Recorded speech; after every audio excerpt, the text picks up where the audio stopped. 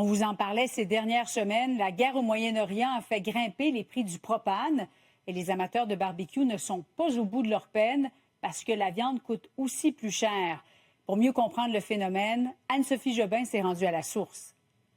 C'est officiellement la saison du barbecue au Québec. Avec le retour du beau temps, vous serez sans doute nombreux à vouloir cuisiner des steaks, des burgers et des brochettes sur le grill. Mais attention, vos festins risquent de coûter plus cher cet été.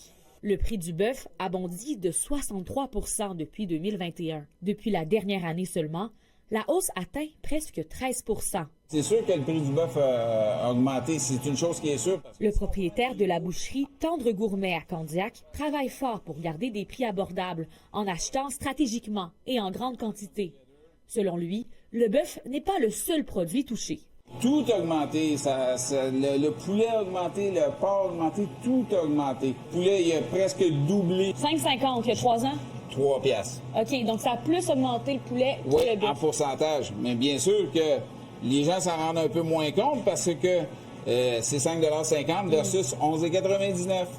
À l'origine de cette hausse, quelques années de sécheresse en Amérique du Nord. Je me trouve cet après-midi à la ferme Bœuf des Patriotes à Saint-Jean-sur-Richelieu. Le copropriétaire en a long à dire sur les défis de son industrie.